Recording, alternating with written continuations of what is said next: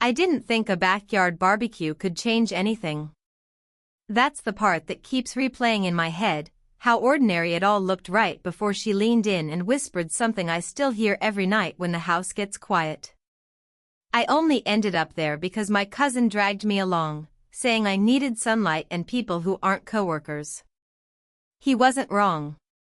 I'd been spending too many late nights at the repair shop, breathing oil and metal shavings, talking more to broken engines than actual human beings. So I went, not for the burgers or the music, but just to get out of my own head. I noticed her before she noticed me. She stood near the folding table where the drinks were, sleeves pushed up, sunglasses perched in her hair like she forgot they were there. Not glamorous, more like unbothered. Comfortable in a way I've never been. Mid-40s, maybe a bit older. Sharp eyes. The kind of presence that made everyone shift without knowing why. I wasn't planning to talk to her.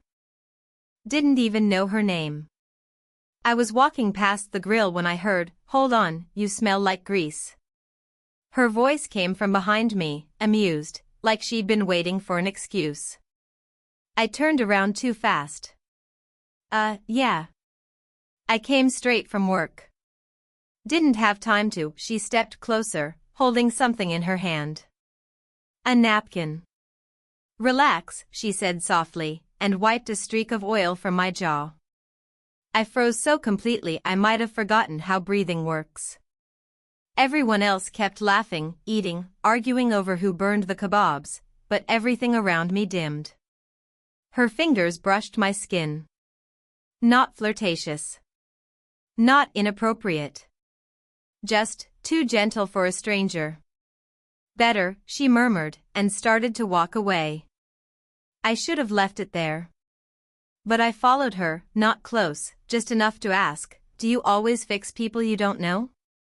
She laughed, a low, warm thing. "Only the ones who look like they won't ask for help." It hit harder than it should have. Maybe because she was right. We ended up standing near the house, where the noise faded and the string lights flickered lazily above us. She leaned against the railing, sipping something cold, tapping the cup with her finger like she was keeping time to music only she could hear. "So," she said, looking at me through lashes slightly lowered, "you work at that shop on Kelly Road?" "Yeah." "How'd you know?" "I've seen you there." "You're always bent over a hood like the rest of the world is background noise." That embarrassed me more than it should have. I shrugged. "Engines make more sense than people." Her mouth curved, not exactly a smile. "I get that." For a while, neither of us spoke. The silence wasn't uncomfortable, but it was stretched, humming with something neither of us reached for. She shifted her weight, and the railing creaked. "Do you ever take breaks?" she asked, "or do you plan on resting before the cars do? Are you concerned about me?" I tried joking, but the words landed a little too soft. She didn't laugh. Instead, she tilted her head, studying me with an expression that stripped away whatever confidence I thought I had. "You remind me of someone I used to know," she said. "Someone who worked too hard to outrun things he never admitted." I didn't know what to say to that, so I didn't say anything at all. She stepped closer. Not enough for anyone to notice, but enough for me to feel the warmth roll off her skin. The backyard noise faded again, replaced by the sound of her faint breath, steady and close. Then she leaned in, lips almost brushing my ear. And whispered the words I still can't get out of my head. Words I don't know what to do with. Words I haven't repeated to anyone. Not yet. I didn't expect to see her again so soon, but 2 days after the barbecue she walked into the repair shop like she'd been doing it her whole life. No hesitation, just that calm, collected presence that made everyone else stand a little straighter. She placed her keys on the counter. "My car's making a noise. Thought I'd stop by."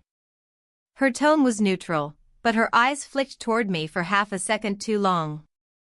I tried to play it cool. What kind of noise? That's the thing, she said, exhaling.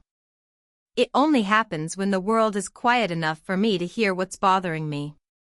I wasn't sure if she meant the car or herself. I took her keys, nodding toward the garage. I can take a look. She followed me, slow steps, like she was giving herself permission to be here. Inside, the shop smelled like gasoline and old air fresheners. Tools clattered somewhere behind us. The kind of place where no one pretends to be polished. I opened her car hood and leaned in. She stood close enough that I could hear the faint drag of her breath every time she exhaled. Not nervously, just carefully. You come here alone a lot? I asked. She shook her head.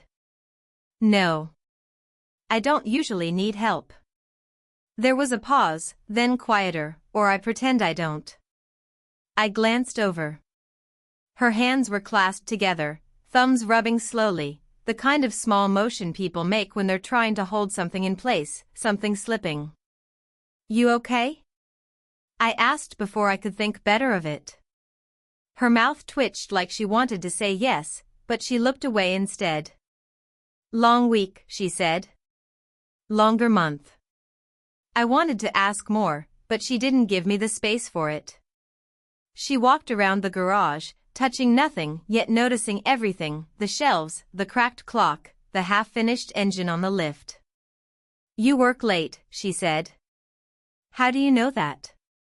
You looked tired at the barbecue, she said simply. The kind of tired that sits in your shoulders.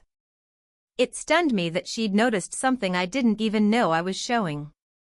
I leaned over the engine again just to steady myself. Your car's fine, by the way. Belt's loose but nothing serious. She nodded, though she wasn't looking at the car. I figured, she murmured. She wasn't talking about the car. The air shifted, subtle, but heavy enough that even the humming lights felt too loud. She stood beside me now, close enough that her sleeve brushed mine. She didn't move away. There was something in her expression, not sadness exactly, but a tiredness so honest it almost felt inappropriate to witness. Her guard slipped for a heartbeat, revealing something raw and unedited.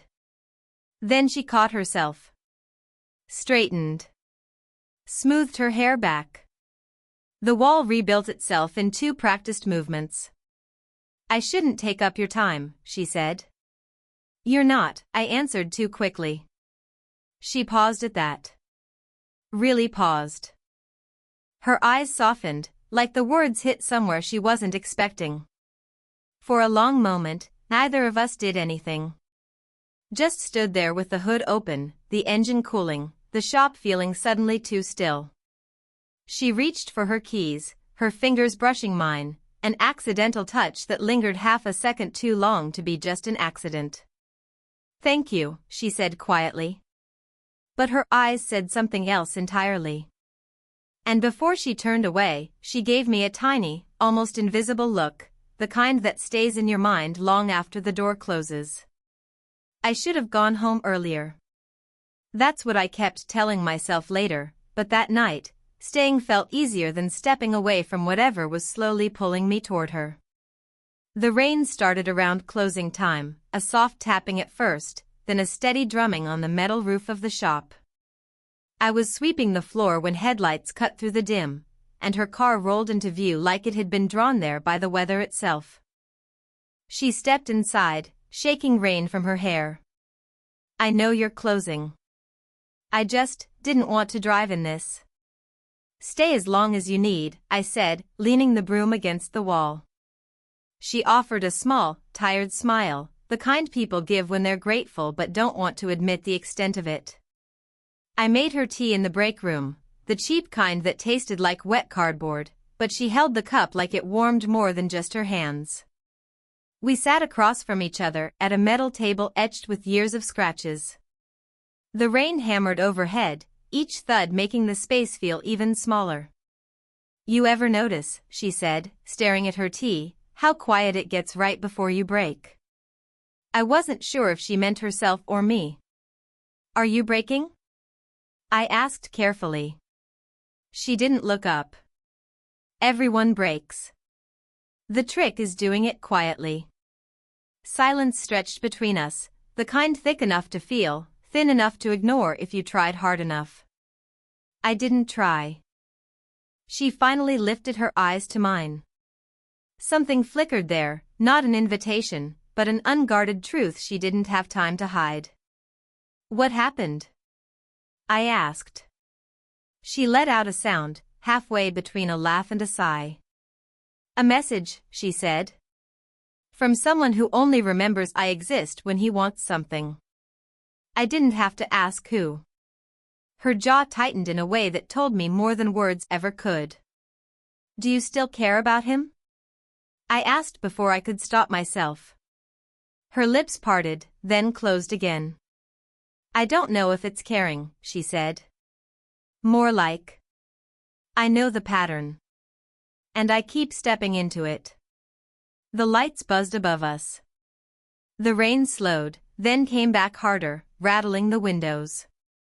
She looked so tired in that moment, not the kind sleep fixes, but the kind that comes from holding yourself together for too long. A strand of hair fell across her face, and without thinking, I reached up to gently move it aside.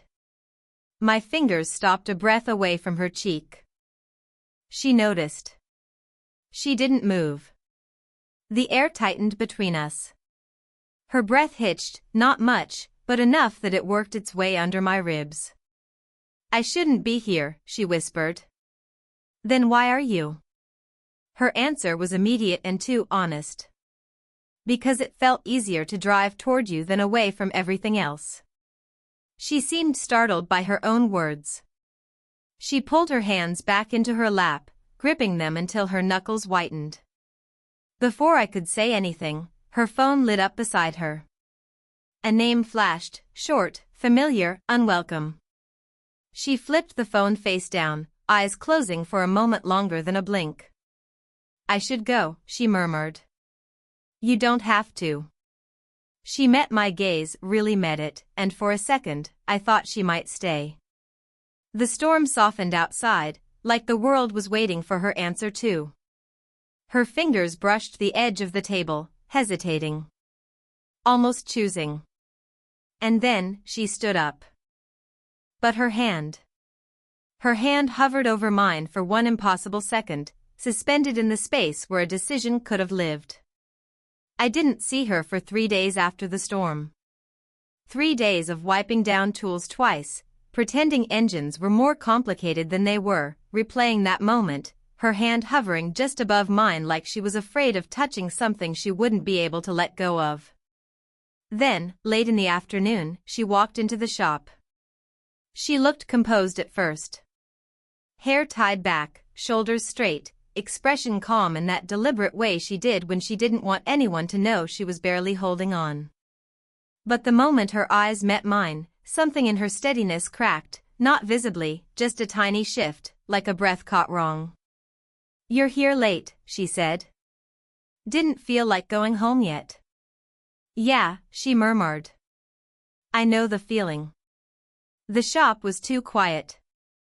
No radio, no tools humming, no rain this time, just the hum of the fluorescent light above us, flickering every now and then like it was uncomfortable witnessing this too. She stood near the workbench, fingertips grazing the edge. I've been thinking, she said. That alone tightened something in my chest. About the other night, she added. About that moment. I swallowed. Yeah.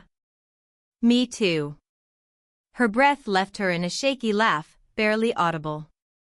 I don't know what we're doing, she said, voice low, roughened by honesty she seemed tired of swallowing. I don't know what it is I keep walking toward. I wiped my hands on a rag just to have something to do. You came back.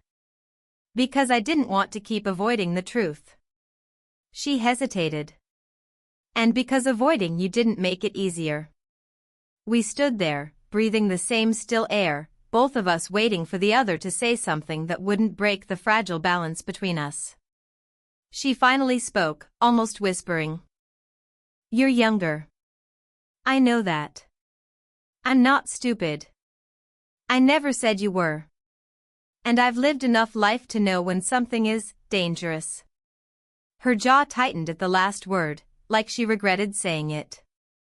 But you're here anyway, I said quietly. She didn't deny it. The silence that followed wasn't empty, it was full of everything we weren't brave enough to name. She looked down at her hands, flexing them slowly like she was trying to decide whether to hold on or let go. I keep telling myself it's nothing, she said. A phase. A distraction. Something I imagined. And is it? She opened her mouth. Closed it. Looked anywhere but at me. I don't know, she breathed. That's the part that scares me. I stepped a little closer, not enough to cross any line, just enough so she couldn't pretend she didn't feel the air shift. You don't have to pretend with me, I said. She lifted her gaze. That look, raw, uncertain, unarmored, hit harder than anything she'd said. This shouldn't feel this hard, she whispered. Then why does it? She exhaled, a tremor running through her shoulders. Because every time I walk away, it feels like I'm leaving something unfinished. A long pause.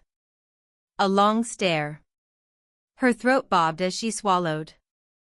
Then she said it, the line that carved itself into me, I'm afraid of how much I don't want to walk away from you. She didn't come inside the shop this time. She stayed by the entrance, hand resting against the frame like she needed it to steady herself. I didn't know if I should walk toward her or wait for her to move first. Can we talk somewhere that isn't here? She asked quietly. I nodded and grabbed my jacket. We ended up behind the building, near the row of old tires stacked like uneven columns.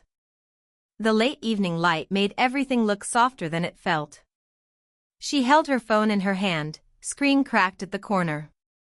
She kept turning it over, like whatever she needed to say was trapped inside it.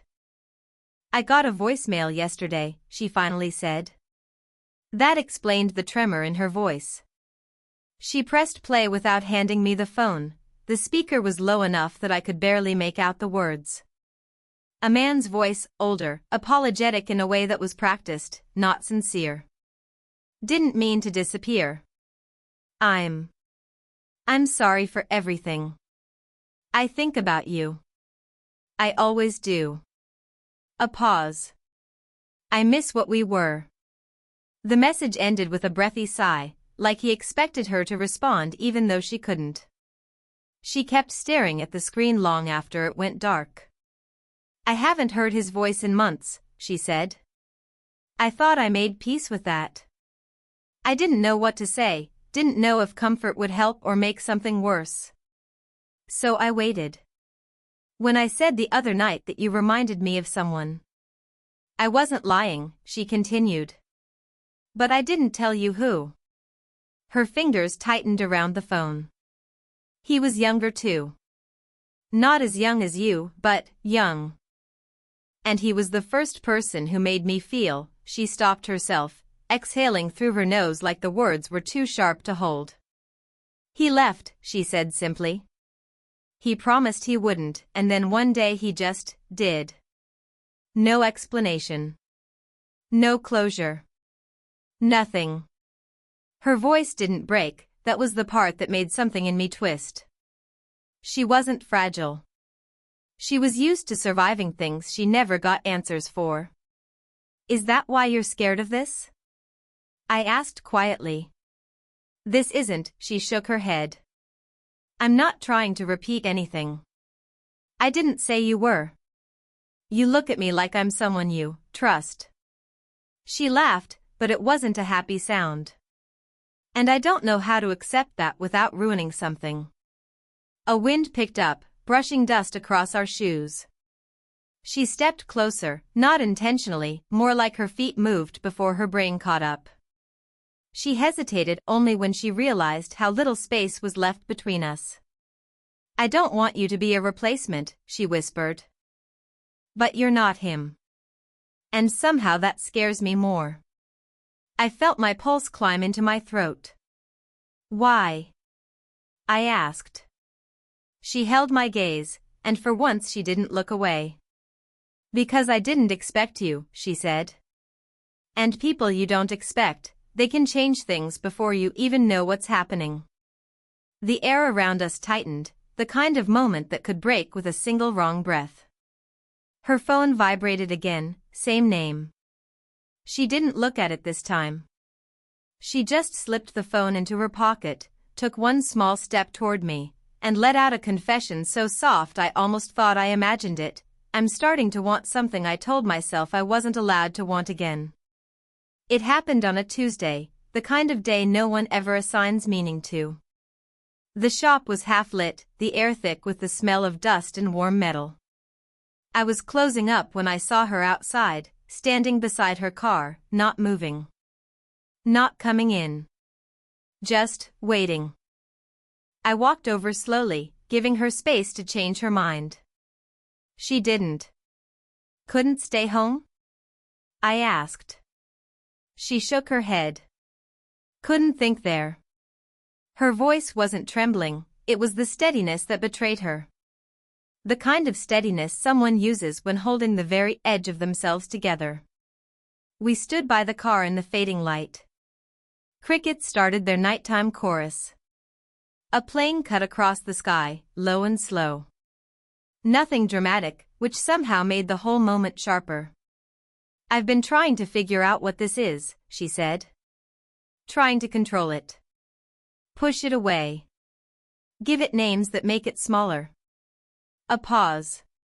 But I can't keep pretending it's nothing.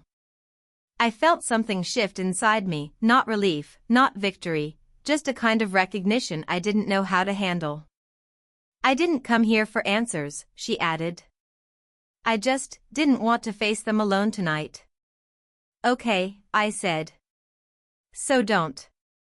She exhaled like the words steadied her legs. We sat on the curb beside her car, shoulders close but not touching. The kind of closeness that felt louder than any physical touch. Streetlights buzzed awake above us, casting soft gold across her face. For a while, neither of us spoke. She was the one who broke the silence.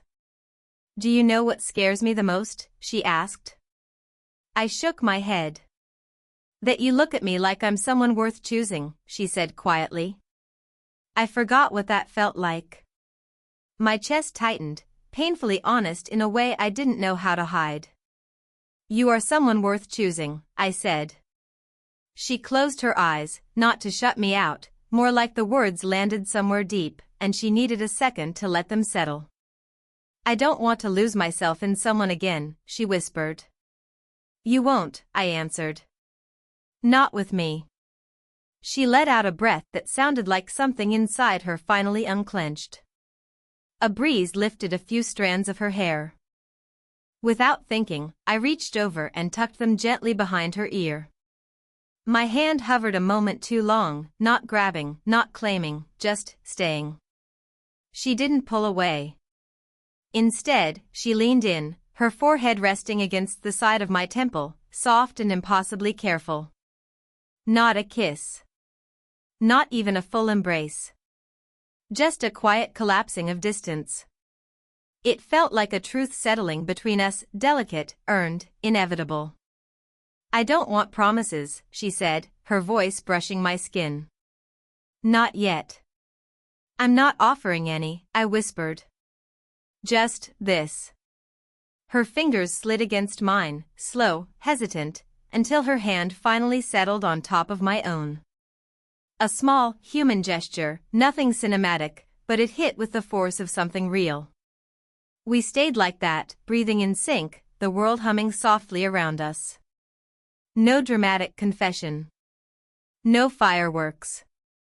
Just two people choosing not to turn away anymore. And when she finally spoke again, her voice was barely audible. Then let's just stay here, for a minute longer. I think about that night more often than I admit.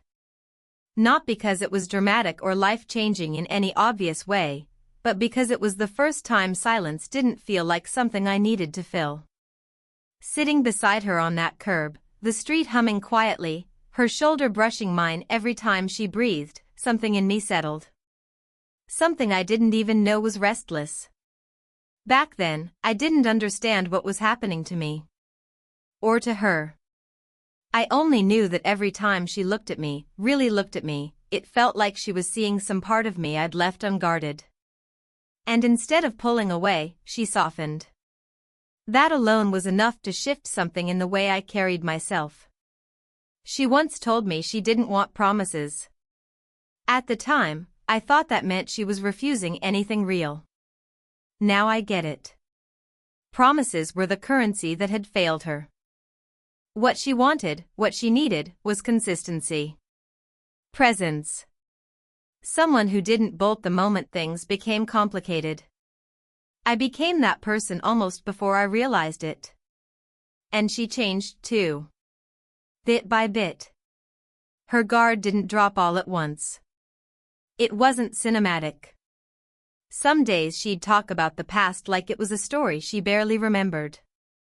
Other days, she'd go quiet, drift inward, and I'd see that small tension in her hands again, the one that told me she was still learning how to trust the ground beneath her.